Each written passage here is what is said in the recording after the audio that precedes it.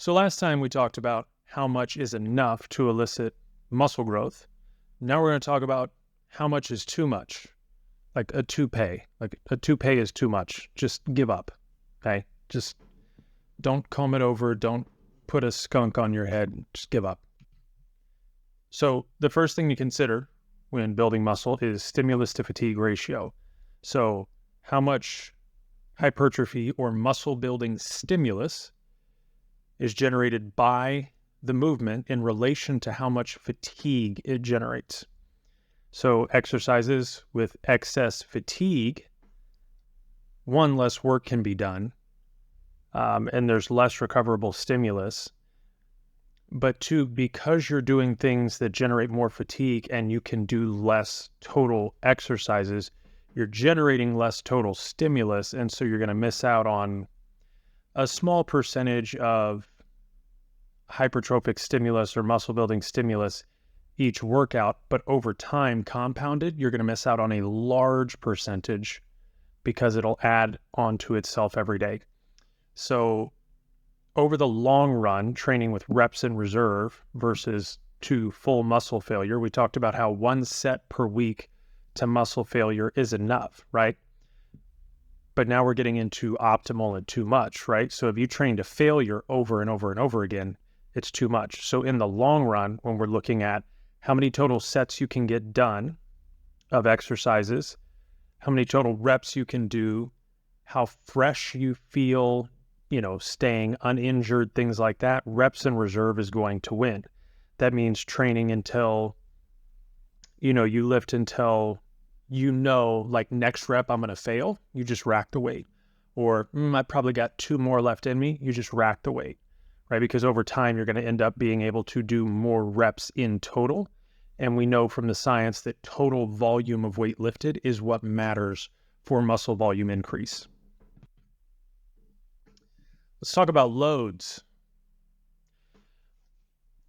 Like I just said, total volume is what's equated with hypertrophic response. So they've done studies on high weights, low weights, high reps, low reps. Really what matters is the total volume of weight moved.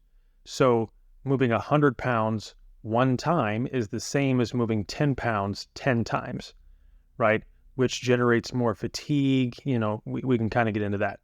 So how to tell if you are using too much of a load and how to tell if you're overtraining and not recovering enough. Well, say you do legs this week and come next week, your legs are still sore. Like delayed onset muscle soreness reaches its peak around 48 hours.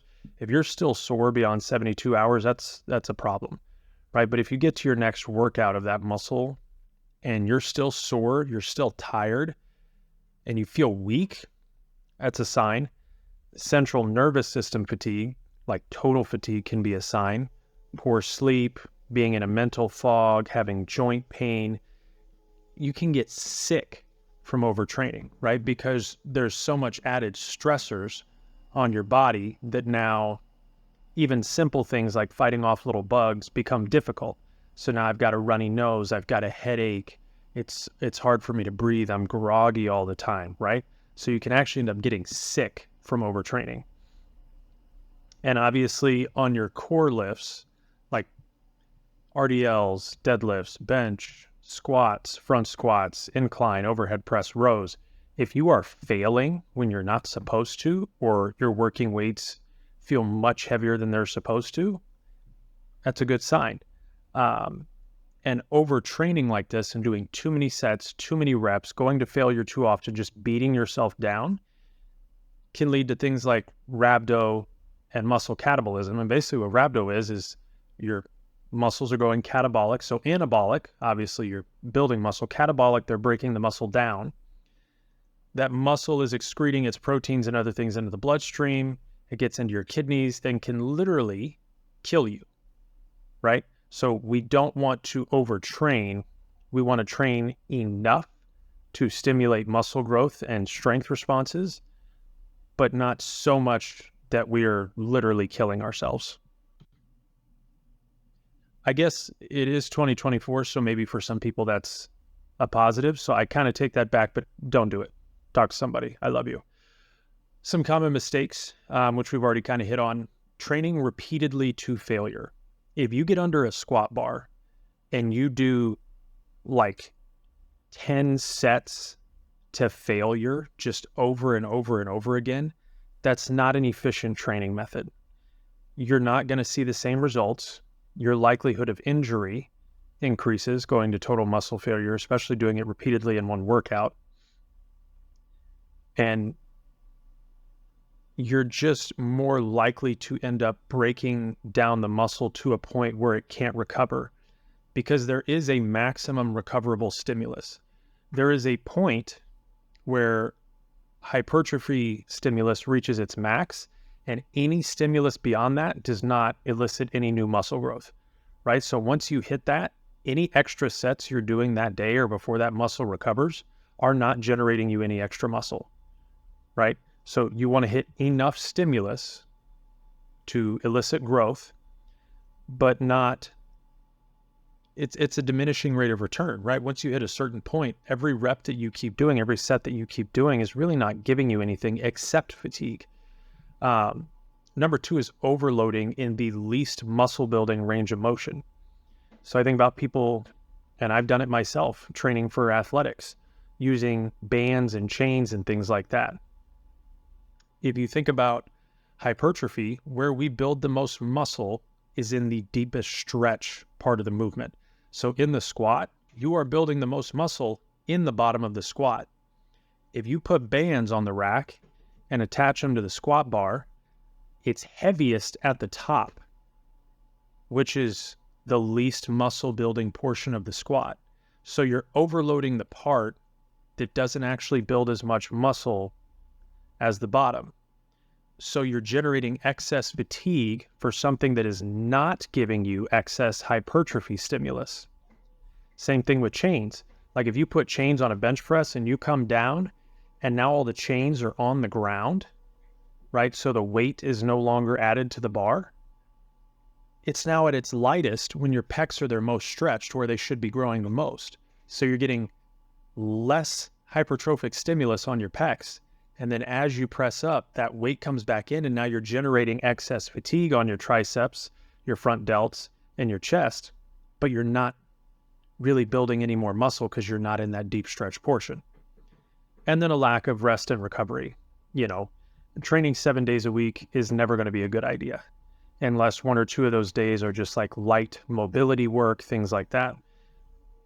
You should not be lifting to failure 7 days a week. You will not get bigger.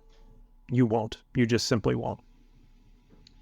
So rest, recover, and prioritize. If you're doing multiple things, like I used to be a football player in college, and I fought after college. If you're training for a sport, those practices and that skill building are going to generate fatigue. So is weightlifting.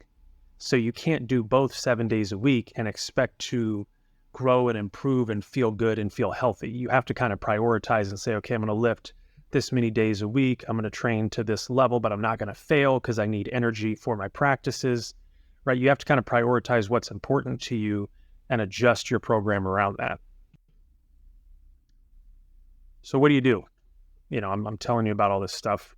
What do?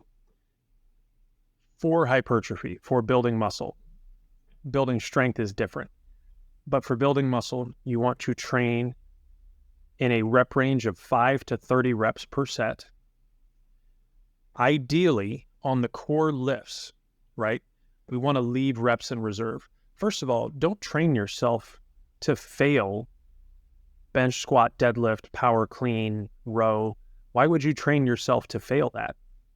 If you get to the point, right, where you can't control an eccentric and then explode on the way up on a lift, if you get to where it's just a grind and you're just grinding through reps, you are training yourself to be slow and you're training yourself to fail. So anytime you try to hit new strength levels, it's going to be harder because you've trained yourself that instead of, hey, every time I bench, it's control, control, control, boom, and I've never failed. Instead, it's like, okay, last week I grinded my way out and now I've got to go up 10 pounds. You're going to be scared because you're not going to know if you can do it because you nearly failed last week or you did fail.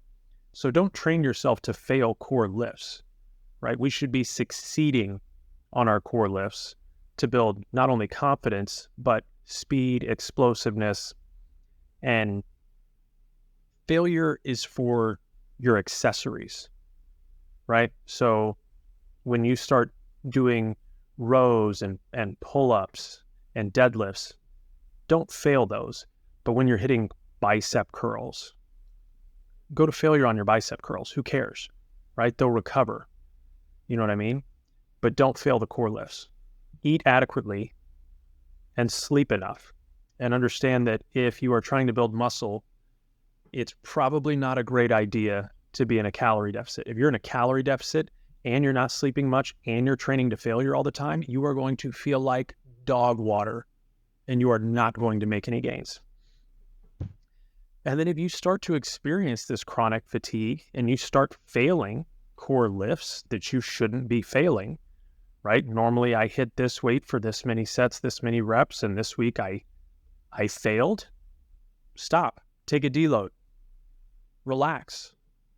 And that doesn't mean stop entirely, but come in the next week and lift significantly less weight for significantly less sets and reps. So you're still doing the movement. You're not dealing with muscle atrophy, but you're giving your central nervous system a chance to recover so that in the long run, you can get more total volume in and build more total muscle. Like taking 12 minutes to tell you to listen to your body and not train like an idiot. Found a marker this time. Bye.